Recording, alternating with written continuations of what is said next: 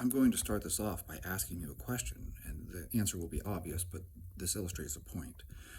What do you think is harder, doing a single at 90% of your one rep max, or let's say taking 80% and doing reps to failure? Maybe you get 8, 9 reps even at 80%. Which one is harder? And obviously the answer is it's much harder for you to take 80% of your one rep max and do reps to failure, right?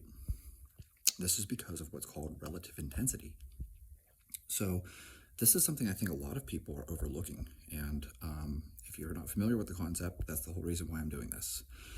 So I did a little poll thing on my IG.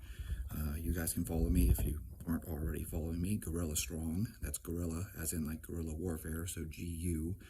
It's unconventional. That's the whole point. That's why I use the word Gorilla Strong. Unconventional strong.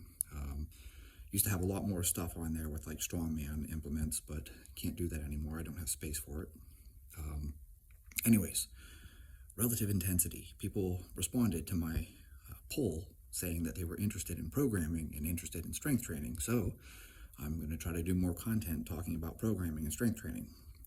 Relative intensity is pretty simple. Let's not overcomplicate this whole thing. You guys can go find a relative intensity chart, right? But the point being, let's say that you took 85% of your one rep max and did it for 5. That would have a relative intensity that's similar to doing one rep max, okay? So that's because that last rep, right? So you 1, 2, 3, yeah, those don't feel so bad. 4, that feels really hard. 5, it feels like you're doing one rep max because you've accumulated some fatigue within the set, right? So doing 5 reps at 85% feels just as hard as doing, say, 2 reps at 90%, right? And this is relative intensity. What I want to share here, and this is important when you do your programming, is to stop and think about the relative intensity of what you're programming, right? So you look at some of these programs and it's like, oh, we're going to do 12 reps at 50%. And that doesn't sound bad, right? It's like 50%, what's the big deal? But you're doing it for 12 reps. So now once you calculate your relative intensity, suddenly it's, oh, wow, that's a lot harder than I thought it would be. And so what I do whenever I program for my athletes is I always run the relative intensity. And I think about, what are we going to recover from? So let's say I gave you a session and I said, oh, we're going to take 85% and do it for 5 sets of 5. Whew. Man, that's going to be a lot harder for you to recover from than if I said we're going to do 4 singles at 90%. Now, you're like, wait a minute. If you're not familiar with this concept, 90% is heavier than 85%. That should be harder, and it would be harder for you to recover from. Yeah, but you're doing singles, and you're only doing 4 of them. Meanwhile, doing 5 sets of 5 at 85%, even though the load is less, right, the relative intensity is significantly higher, and that's per set as well. I mean, 5 reps with 85% is very difficult. That's going to be a hard set, and if you're going to do that 5 times, most people probably won't get there. It's too intense. So what I do is I calculate this, and I generally try to keep the relative intensity of any given workout somewhere in the range of 80 to 90%. So even if we're using a load that's 70%, right, we'll just use higher reps, and now the relative intensity is somewhere between 80 to 90%. Now, obviously, I fluctuate throughout the program. Not every workout is a 90%. We intentionally have lighter days and heavier days. You can call them harder and easier. I don't think there's anything easy about lifting weights, though. Even if I told you, hey, we're going to do, a set of 10 with 50 to 55%, like, if you're putting intent into these things, it's still hard training. Just because the load is light doesn't make it easy. So my point here is that if you're not paying attention to your relative intensity, and you're just like, I'm just going to increase the percentage from week to week, because maybe you're doing 3 sets of 5 every week, but each week you're doing, oh, well, this one's 70%, and then this is 80%, and this one's, 85%, and whatever. If you're not calculating that relative intensity, right, then you're going to dig yourself a hole, and you're not going to be able to recover.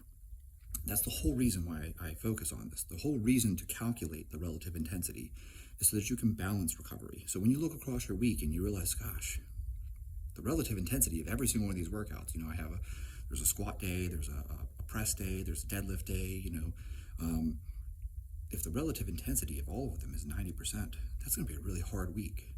you might be better off maybe kind of like shifting things. So, on your squat day, let's say we do a relative intensity of 80%. Okay. And then tell you what, presses are pretty easy to recover from. So we'll make that one 90% relative intensity. And then on your deadlift day, we're going to make that one 85% relative intensity because we're going to push the deadlift hard that week. And then the next week, we'll flip it around and say, the deadlift will be 80%. Maybe the press will be 85%. And then we'll go ahead and hammer the squat the next week and say that's going to be a relative intensity of 90%. So you see how this works? So you're thinking about things across the whole week, so that not every workout is 85% or every workout is 90% or whatever it is. And even though you're fluctuating the weight itself, right? So this week we're doing 70% of our 1 rep max. The relative intensity is still high. It's still somewhere in that 80 to 90% range. And that's all I wanted to express here, is that if you're not paying attention to this, and some people aren't familiar with this concept, that's why I'm doing this. If you're familiar with it, then this is redundant for you. You're sitting here going, no shit, Chad. And you're correct, no shit, Chad. But for those of you who are not familiar with this is something that you might be missing. And you might want to start calculating this and paying attention to it. Because once you start balancing the relative intensity of things, then you can better program so that you're able to recover. I mean, half of the overtraining issue is just that people overprogram. So how do you avoid overtraining? Well, you avoid overtraining by making sure that your program isn't too intense for you to recover from. It really is that simple. And so if you balance things appropriately and you're not going all out on every session and burying yourself, and you can bury yourself on 20 reps. I don't care. Just because the reps are high doesn't mean that it's easy. If you're taking a given weight, whatever it is, and you're taking it to failure, and you're like, well, it was light because I was able to do 30 reps.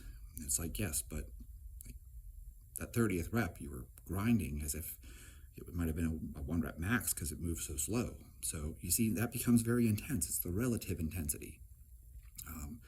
And that's the part where you can get fried. We've all done this. You've probably done some HIIT workout at some point where you just had air squats, and the next day you were like, what the hell, I can't walk. Just air squats. Yeah, but you did 200 of them. So that's why your legs are fried. And you did them at a really high intense, speed. You were doing them as fast as you possibly could. No wonder you're wrecked. And that's what happens. There's an intensity to these things. And if you don't balance the intensity, then you can fry yourself. And that's why it's way easier. I tell people all the time, just do singles. With 90%, you're not even sore the next day. It's a great stimulus for strength. I'm not saying do this every workout. I did not say that. Do not put words in my mouth.